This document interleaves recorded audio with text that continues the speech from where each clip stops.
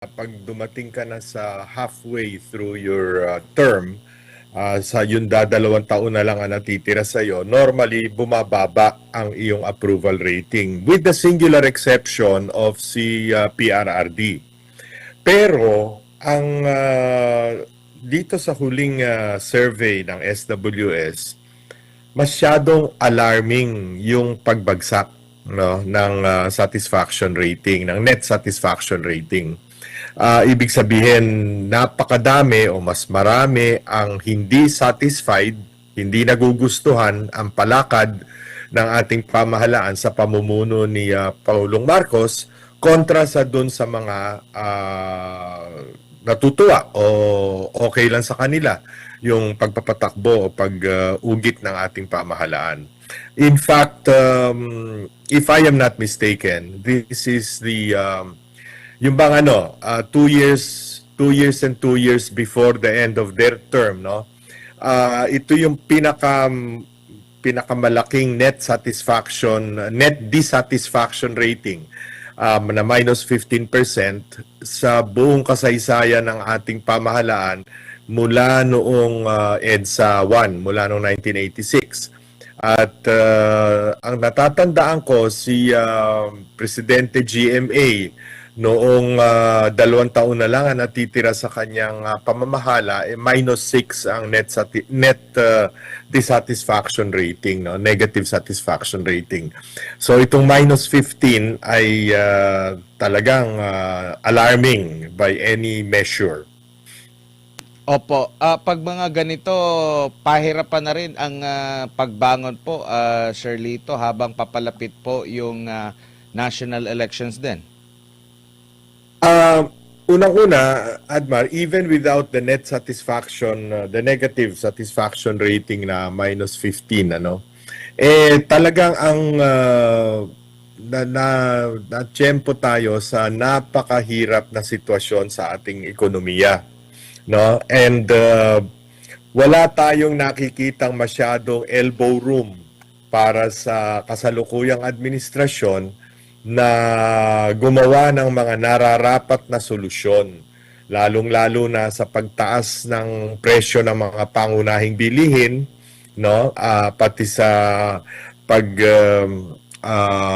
jump start ng ating ekonomiya, sapagkat halimbawa, sa DPWH, napakahalaga niya sapagkat yung infrastructure spending ay napakalaking bagay sa pagpapaunlad o pagpapabuhay. Huwag na natin sabihin pagpapaunlad, yung para mabuhay na muli ang ekonomiya. Hanggang sa ngayon, wala namang proyektong naibibid out na significantly, no? Dahil nga natatakot ang mga kontraktor, maski na yung mga lehitimong kontratista, na lumahok sa public bidding sa DPWH dahil nga dito sa napakalaking iskandalo na nangyari, no, sa flood control. Ayaw nilang yung kanilang image o yung kanilang reputation bilang kontratista ay magkaroon ng problema in the future, no. So napakaliit. On top of that, yung ating fiscal deficit palaki ng palaki dahil halos lahat naman inaangkat na natin, maging bigas, maging mais, maging gulay, no, isda. Napakarami nang inaangkat natin na pangunahing bilihin. Samantalang napakaliit naman by comparison yung value ng ating exports, kasi yung pinakamalaki nating export product, yung electronics, yung mga semiconductors na yan, ang value added natin dyan o dinadagdag natin sa balor niyang mga exports na yan ay trabaho lamang, no? Sapagkat halos lahat o hindi lahat ng raw materials at supplies ay inaangkat din natin. So napakaliit nung net effect niyan sa ating ekonomiya. At kanina nag-announce si Pangulong Marcos halimbawa na successful daw yung kanyang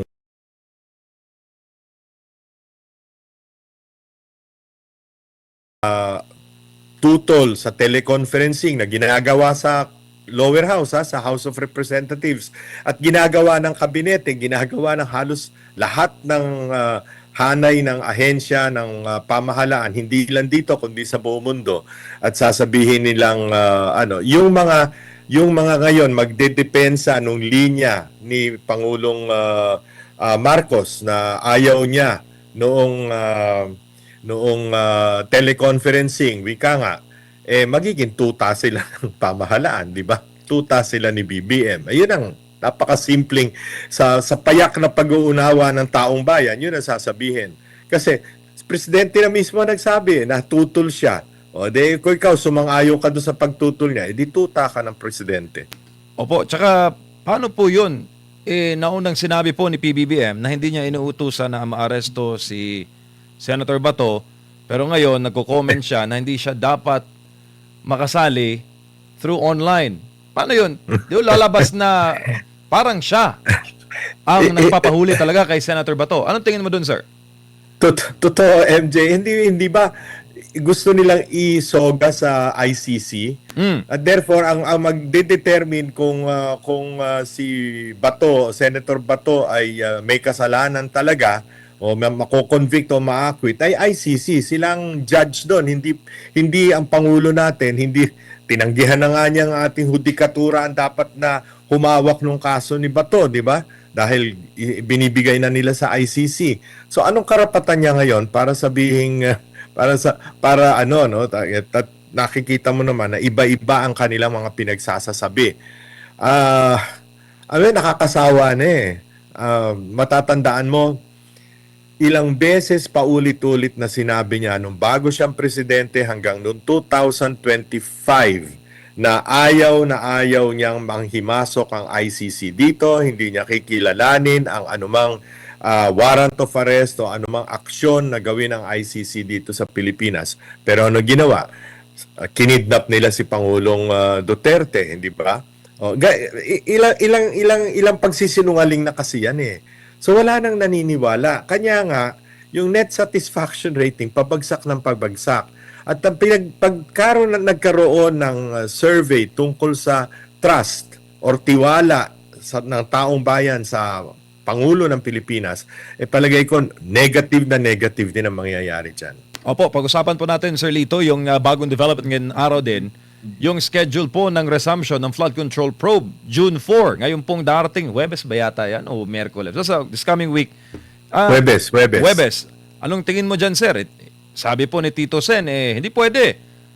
Hindi pwede yung subcommittee dahil hindi pa yan approved ng committee. And by the way, ang chair ng subcommittee, abay si Senator Rodante Marcoleta po. Yun na nga eh. Dahil sa mga pinaggagawa nitong minority senators, yung mga pag-walk out nila, yung pagbalandra nila, at kuminsan pati yung mga masasakit na salitang pinagsasasabi nila kontra sa new majority, nagkatikisa na, no? Dati si Senator Pia Cayetano ang elected na chairperson. She is still the chairperson. Pero ngayon, gumawa ng subcommittee specifically for the flood control scandal. At ang mamumuno dyan ay si Senador Rodante Marcoleta, na alam naman natin, allergic ang palasyo at allergic ang mga korap, no? Yung mga saksakan ng sakim dito sa ating pamahalaan. Pag si Rodante Marcoleta na ang chairman ng subcommittee na yan, no? So, kung siguro, kung hindi ganyan ang minoriya, no? Yung 11 at hindi sila ganyang wika nga yung pinakikita nilang asal ay hindi masyadong kontraryan, masyadong kinokondena yung new majority, hindi siguro umabot sa ganyan. So ang nangyari ngayon ay mas mabigat ang magiging taga-usig ng flood control scandal. Opo, sir, ano sa tingin niyo yung pakakaabangan ng taong bayan? Kasi Huwebes pa yung flood control probe. Meron pa tayong Lunes, Martes, Miyerkules, marami pa pong mangyayari. Okay. Kung ang tinutukoy mo, MJ, ay yung posibilidad na magkapalitan na naman ng Senate President o ng liderato ng Kamara ng Senado sa Lunes, palagay ko ay malabo nang mangyari yan. No? Kung basta they, because of their actuations, yung new minority, because of their actuations, lalong pinanindigan na ng mga miyembro ng new majority yung kanilang yung kanilang stand, no. Tikisan na ito kaya yan ang nangyayari. Palagay ko tuloy yung June 4 na Blue Ribbon Committee hearing at sana panawagan ito ng palagay ko halos lahat ng ating mga kababayan, panawagan na tawagin na yung 18 mga dating sundalo, yung mga retirado o resigned na sundalo na pilit na pinagtatakpan ng NBI, ng Senado nung nakaraan. No? Ayaw nilang marinig ang salaysay ng mga ito patungkol doon sa mga libo-libong maleta na punong-puno ng pera, ng bilyon-bilyong pera, no? Yun ang hinihintay ng taong bayan. At mabuti naman, saludo ako kay Senate President Alan Cayetano at ginawa niyang priority yaang pagbukas na muli ng hearings ng Blue Ribbon Committee. Opo, sir, bago lang pulit si partner Admar. Tingin mo, sir, may papakulong Yes, Admar. may papakulong lahat ng mga taga Cayetano majority bago po ang flood control investigation ngayon pong Huwebes? Kasi ngayong araw may nagpiyansa na po si Senator Jinggoy at may mga iba pang kaso na hinaharap itong mga kasama niya sa mayorya. Pwede nilang gawin yan, ano? Actually, ginagawa na nila, no? Yung tinatawag na weaponization of the law against their political enemies, against the opposition, against even media, yung mga nagpapahayag lang ng kanilang damdamin at kanilang opinion, ano? 'Di ba? Kinakasuhan din. Lahat na lamang ng kumokontra sa administrasyon ay kinakasuhan. Pero unang-una, Admar, MJ, lagi ko nga sinasabi do sa mga kaibigan kong senador sa new majority, meron tayong Diyos na nakikita ang lahat, no? At pangalawa, meron tayong taong bayan na galit na sa sitwasyon ng ating bansa. Nagpupuyos na ang kanilang damdamin, no? Dahil sa hirap ng buhay, kundi yung malalaman pa nila na kaya sila isa sa mga pinakamalaking dahilan kung bakit sila naghihirap ay dahil sa pagnanakaw, sa sobrang kasakiman ng ating mga leader. No? So palagay ko, tingnan natin, ano? Tingnan natin. Talagang siguro gagawin nila lahat ng pwede nilang gawin. Pero hintayin naman nila ang silakbo ng damdamin ng taong bayan. Opo, Sir Lito, si Admar po ulit ito. Yes, Admar. Yung power struggle po dyan ngayon sa Senado, ito ba may kaugnayan sa impeachment or dahil dito sa nakaambangan na muling pagbubukas ng investigasyon sa flood control? Saan kaya sila nababahala kung nababahala man sila? Alam mo, Admar, yung impeachment, hindi na yung issue ng whether mako-convict o maa-acquit si Inday Sara.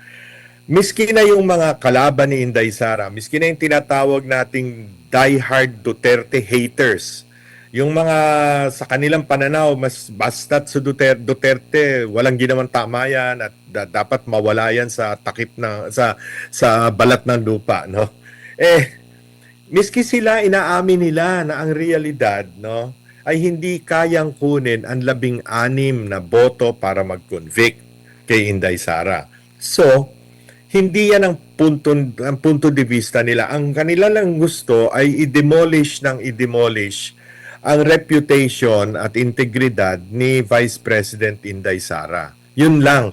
In the hope na bababa ang kanyang mga numero para vulnerable na siya pagdating ng 2028. Pero awa ng Diyos, hindi ganun na nangyayari. Ang nangyayari, lalong nananalig ang tao kay Vice President Inday Sara. So, given that, kung yun ang ating predicate, ano ang dahilan kung bakit talagang ganitong pilit na gusto nilang mapalitan na muli ang liderato ng Senado, yun ay yung Blue Ribbon Committee hearings. Yun ang pinaka-importante.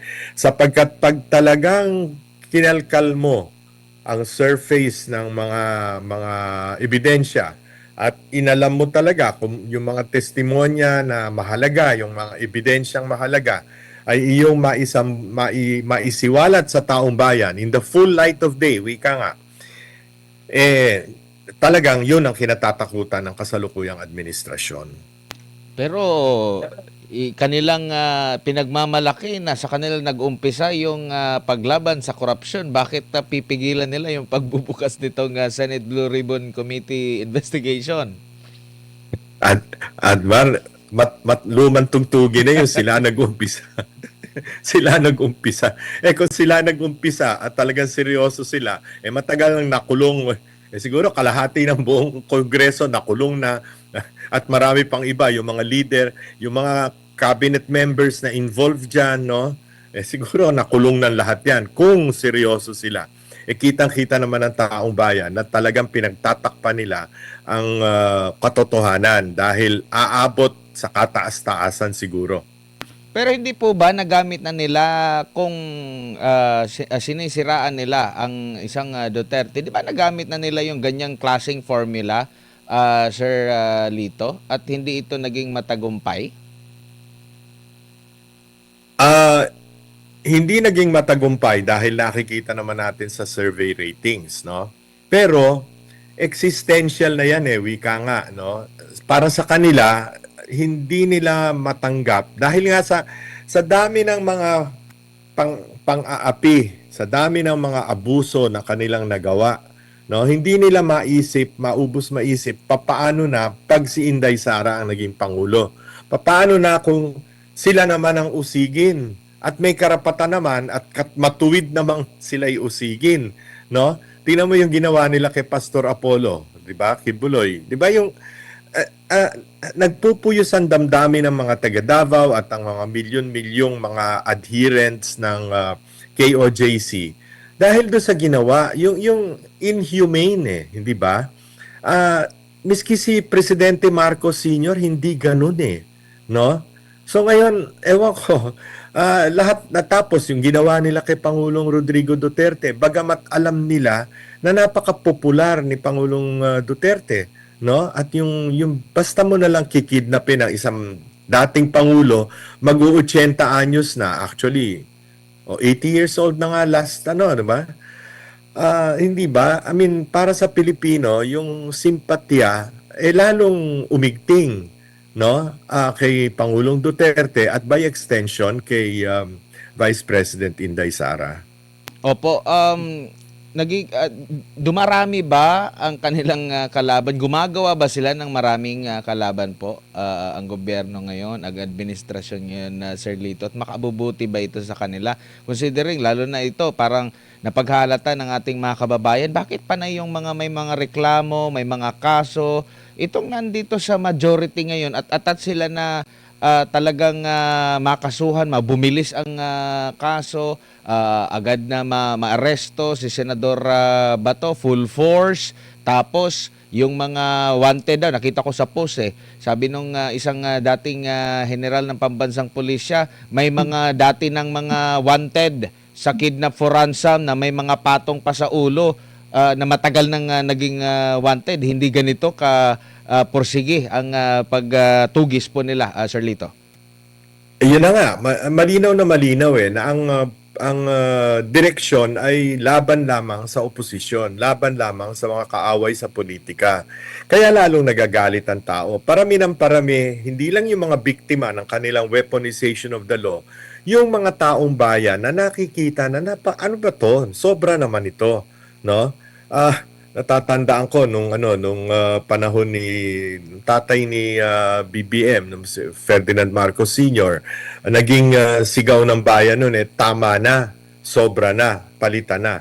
Ganyan din ang mangyayari dito. Pag ganyan ang kanilang ginagawa, hindi nila lulubayan ang kanilang mga kaaway o katunggali, hindi naman kaaway, katunggali sa politika na parte naman ng demokrasya na merong majority, may minority, may opposition at may administration, no? Opo, bilang panghuli na lang na topiko po, no? Panay ngayon ang paliwanag ng mga politiko na bumoto o papabor sila dito sa impeachment laban sa pangalawang pangulo sa kanilang mga constituents. Di ko lang alam, pangalawang beses na ba nila itong pagpapaliwanag kasi nung una, di ba? Sa last election, nagpaliwanag din sila. Sa tingin nyo po, sa hinaharap, no, lalo na mayroon pang pending sa Korte Suprema po, no, yung pag-question ni BP Sara at itong nakikita nyo po na possible baka ma-acquit lang din ang pangalawang pangulo. Finish na ba ito at yung mga sumuporta against sa pangalawang pangulo magiging finish na rin ba, Sir Lito? They will try everything, Admare, no? Wag na tayong, kaya nga yung yung meeting dun sa Soler, inano ko na, ako na, sinulat ko na at sa mga interview ay in-explain ko na. Bagamat maaring mahirap gawin, no, the fact na pinag-uusapan nila ng mga leader ng Kamara, no, the fact na pinag-uusapan yan, ibig sabihin they are kung basta scraping the bottom of the barrel to find solutions to the political problems that they face, no? So lahat ay gagawin nila. Ngayon, siguro yung last or ultimate solution dyan na huwag naman sana nilang gagawin ay yung possibility of martial rule or martial law na ginawa din naman ng ama ni Pangulong Bongbong Marcos noong 1972, no? Huwag naman sana, no? That will be testing the faith of the nation too much, no? Opo, and yung possibility naman po na tawag nito, yung may magbabaliktad pa ba niyan pag nakita nila na hindi talaga natin mapuruhan ang mga Duterte. Tingin nyo, pag nagbaliktad sila, tatanggapin sila ng pangalawang pangulo or nakalista na sa pangalawang pangulo kung sino yung mga naging friends niya noon na hindi na ngayon? Alam mo, Admar, miski nung umpisa pa lamang yung mga impeachment na yan, no, kontra sa pangalawang pangulo, ang aking prediction ay baka umabot ng 16 to acquit, hindi 16 to convict.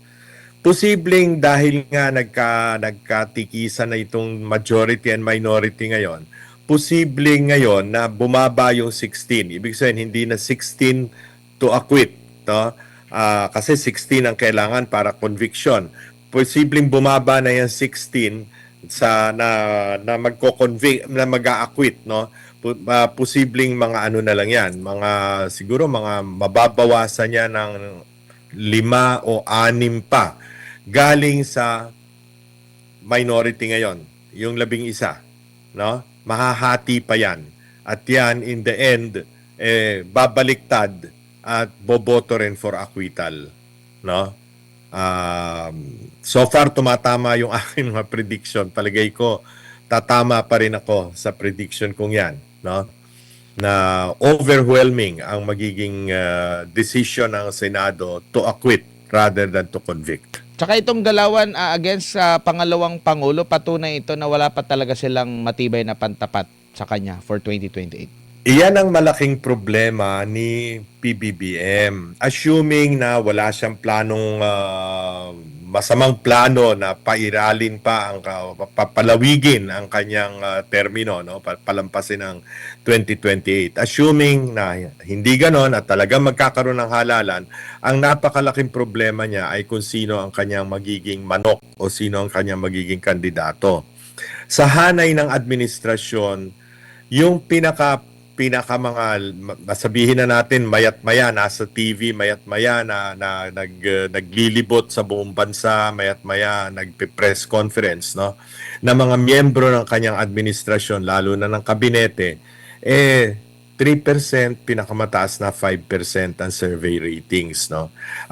Napakahirap, no, lalo na kung kiss of death pa yung endorsement ng Pangulong Marcos.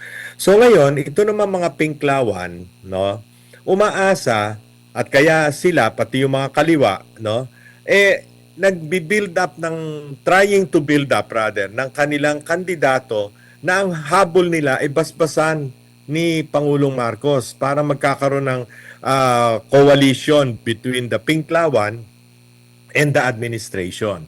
Ang tanong ko sa iyo, Admar, MJ, sa palagay mo ba magtitiwala si BBM na kung manalo man ang Pinklawan sa susunod na halalan sa Panguluhan, poprotektahan siya, no? Sa palagay mo kaya gagawin 'yon ng mga Pinklawan? Yan ang mga kung tutuusin mo nagpapapil na silang yung mga wala silang ginagawang masama, no? Sila yung nagpapapil na sila no, yung holier than thou. So imposibleng hindi nila usigin ang kasalukuyang administrasyon pagdating na sila ay nandiyan na. So yung possibility ng coalition, stop dreaming about it, no? Perish that thought. So yun pa rin, balik tayo sa sinimulan na sitwasyon ng ating politika. Wala silang makitang pantapat kay Vice President Inday Sara. Kaya sila hindi na nila malaman kung anong gagawin nila para ma-evade yung eventual presidency ni Vice President Inday. Opo, Sir Lito, maraming salamat po sa inyong oras at panahon. Sa ulitin po, ingat po kayo. Thank you, sir.